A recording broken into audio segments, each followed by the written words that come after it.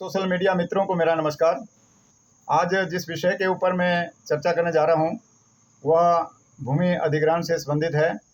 जैसा आप सभी को मालूम है, आजकल यह मुद्दा जो है पूरे हिमाचल प्रदेश में गरमाया हुआ है। वह लोग इस विषय को लेकर सड़कों पर उतरने के लिए तैयार हैं और सरकार का जो ढुलमुल रवैया इस मुद्दे पर दिख रहा है, उसे ऐसा लगता है कि सरकार अपने वादों से पीछे हटना चाहती है। साथियों, मैं पहले आपको उस अधिनियम की मुख्य विशेषताओं के बारे में बताना चाहूँगा जिसे हिमाचल सरकार लागू करने से हिचकिचा रही है। वह अधिनियम केंद्रीय सरकार ने 2013 में बनाया है और उसका नाम है the right to fair compensation and transparency in land acquisition rehabilitation and resettlement act 2013 इसको कहते हैं। और इसकी सबसे बड़ी खासियत यह है कि लैंड एक्विजिशन करने से पहले उस परियोजना के बारे में एक सोशल इकोनॉमिक सर्वे होगा, जिसमें ये देखा जाएगा कि इस परियोजना का इम्पैक्ट जो है या इस भूमि अधिग्रहण होने से इसका जो इम्पैक्ट है वो यहाँ की सोसाइटी के ऊपर और यहाँ की भूमि के ऊपर क्या पड़ने वाला है, क्या वह जनहित में है या जन विरोधी है। यदि इस सर्वे में यह पाया जाता है कि यह भूमि अधिग्रहण जो है जनहित में नहीं है, तो इस परियोजना को वहाँ पर बनाने से इनकार किया जाएगा और यह परियोजना रिजेक्ट की जाएगी। किसी दूसरी जगह पर इस परियोजना का प्रावधान रिकमेंड किया जाएगा। ये इस प्रोविज़न के बाद दूसरा सबसे अच्छा प्रोविज़न इसमें यह है कि जो लोग वहाँ से विस्थापित होने हैं उनको उनकी स्थापना के लिए, उनकी रिहेबिलिटेशन के लिए इसी अधिनियम के तहत जो है वो प्रोविज़न डाला गया है। एक रिहेबिलिटेशन स्कीम जो है उस दौरान बनानी अनिवार्य होगी ताकि लोगों को उस भूमि अधिग्रहण के 1 साल के अंदर जो है रिहेबिलिटेट किया जा सके। इसके अलावा इसमें जो लैंड एक्विजिशन कलेक्टर है उसकी शक्तियों को भी कम कर दिया गया है, क्योंकि पहले के लैंड एक्विजिशन एक्ट में लैंड एक्विजिशन कलेक्टर की जो शक्तियां थी मुआवजा देने के बारे में वो ज़्यादा थी।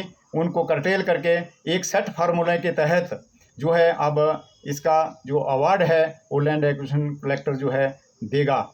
यदि कोई व्यक्ति फिर भी इस अवार्ड से संतुष्ट नहीं होता तो उस अवार्ड की जो रेफरेंस है वो आप लैंड एक्विजिशन कम जो रिहेबिलिटेशन अथॉरिटी है जिसकी नोटिफिकेशन गवर्नमेंट करेगी और वो डिस्ट्रिक्ट जज लेवल का अधिकारी उसको प्रिजाइड ओवर करेगा, उनको वो मामला भेज दिया जाएगा लैंड एक्विजिशन कलेक्टर के द्वारा और वहाँ पर उसकी दोबारा सुनवाई होगी। यदि अवार्ड बढ़ा दिया जाता है तो जो बढ़ा हुआ पैसा है वह 9% इंटरेस्ट के साथ उस दिन से जिस दिन उस विभाग ने उस भूमि का कब्जा लिया है उस दिन से लेकर जिस दिन वह पैसा जमा करवाती है तब तक 9% ब्याज भी लैंड एक्विजिशन कलेक्टर को देना होगा। इसके अलावा यदि 1 साल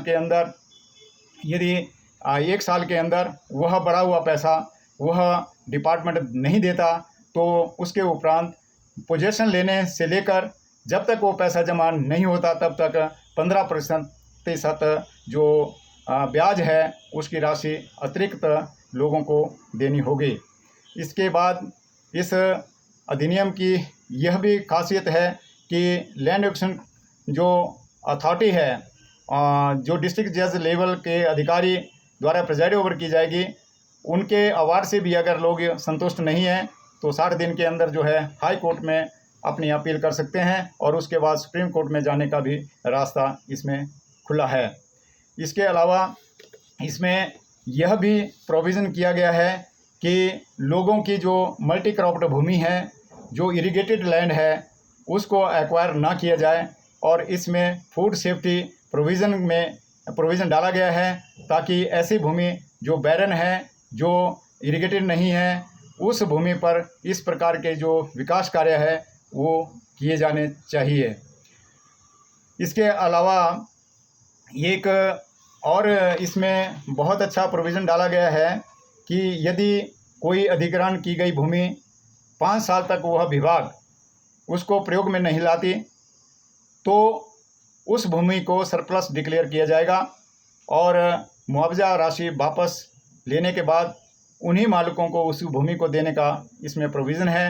यदि वो मालिक नहीं लेना चाहते हैं तो सरकार अपने लैंड बैंक में उस भूमि को रखेगी और सरकार उसको अपने किसी भी उद्देश्य के लिए, पब्लिक इंटरेस्ट के लिए प्रयोग कर सकती है।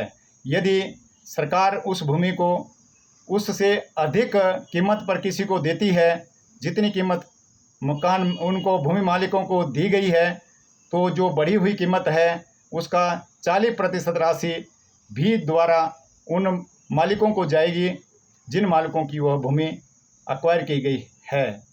इसके अलावा जो भूमि एक्वायर की गई है उसका जो उद्देश्य है वो बदला नहीं जा सकता।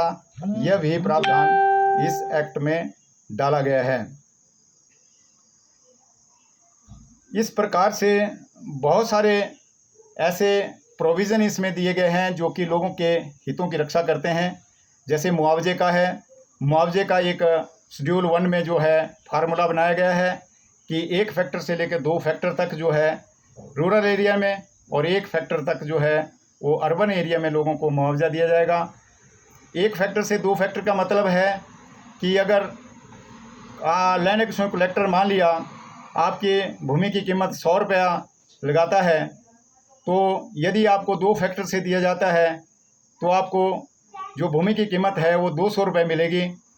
और उसके उपरांत इसमें सोलिशियम जो है उसको देने का प्रोविज़न है जो कि उस कंपनसेशन का 100% होता है, अर्थात 2 रुपये जो है वो आपके उसके डबल जो है 4 रुपये आपको दिए जाएंगे उस भूमि के। कहने का तात्पर्य 4 गुना मुआवजा देने का इस अधिनियम में प्रोविज़न डाला गया है।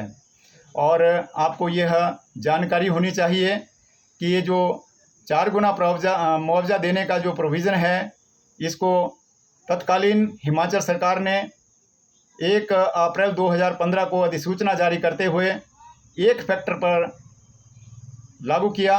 और 1 फैक्टर का मतलब है कि डबल मुआवजा आपको मिलेगा, 4 गुना मुआवजा आपको नहीं मिलेगा। और वही कुछ लैंड एक्विजिशन कलेक्टर ने यहाँ पर भूमि अधिग्रहण करते समय किया है।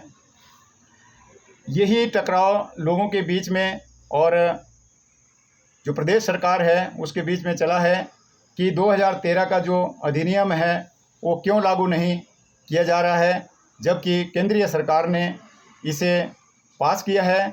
और माननीय प्रधानमंत्री श्री मोदी जी ने पूरे देश को यह कमिटमेंट दी है कि इस अधिनियम के तहत 4 गुना मुआवजा जो है हम किसानों को और जो भू अधिग्रहण प्रभावित लोग हैं उनको देंगे।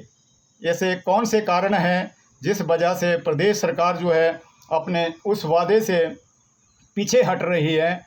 इससे ऐसा लगता है कि सरकार जो है किसानों का हित नहीं चाहती।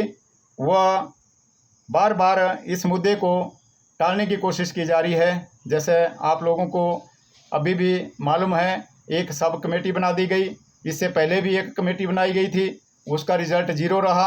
अब एक सब कमेटी और बना दी गई है और ये सब कमेटी जो है 3-4 प्रदेशों में घूमेंगी, सैर सपाटा करेगी, हमारे पब्लिक फंड में से लाखों रुपए खर्चेगी और उसके बाद एक 4 पन्नों की रिपोर्ट दे देगी कि ये जो 4 गुना मुआवजा है ये नहीं दिया जा सकता है और इस अधिनियम को फिर से लागू करने से मुकर जाएगी।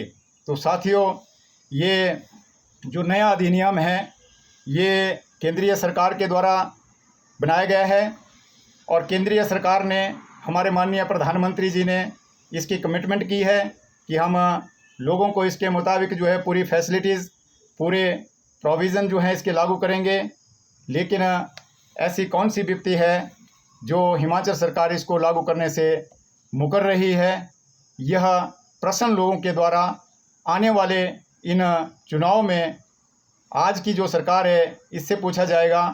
और जो हमारे विपक्षी साथी हैं जिनकी करने की वजह से 1 अप्रैल 2015 को फैक्टर 1 लागू किया गया था, उनसे यह प्रश्न किया जाएगा कि आपने जब केंद्रीय सरकार का पैसा था तो आपने हमारे प्रदेश के जो प्रभावित लोग हैं उनको उस पैसे को 4 गुना अर्थात 2 फैक्टर के मुताबिक क्यों नहीं देने की अधिसूचना जारी की और क्यों आपने इसके ऊपर कट लगाया?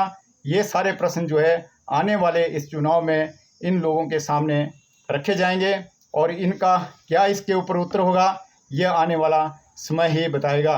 साथियों, मैं आपको ये स्पष्ट कर देना चाहता हूँ कि जो हमारा भू अधिग्रहण प्रभावित मंच है उसका यह बिल्कुल भी मंशा नहीं है कि हम किसी विकास कार्य को रोकें, लेकिन हमारी यह भी एक प्रतिबद्धता है कि इस भू अधिग्रहण से किसी भी व्यक्ति को नुकसान ना हो, किसी भी व्यक्ति के अधिकारों का हनन ना हो, यह हमारा देखना कार्य है। और इसीलिए पूरे प्रदेश में भू अधिग्रहण मंच की स्थापना की गई है। मेरा सरकार से अनुरोध है कि जो पिछली सरकार ने अधिसूचना जारी की है 1 अप्रैल 2015 को फैक्टर 1 लगाने की, उसको आप वापस लीजिए जैसा कि आपने इलेक्शन के समय पर वादा किया था, और जो 2013 का भू अधिग्रहण एक्ट जो केंद्रीय सरकार ने बनाया है उसको लागू कीजिए ताकि लोग आपको अपना समर्थन दे सके। धन्यवाद।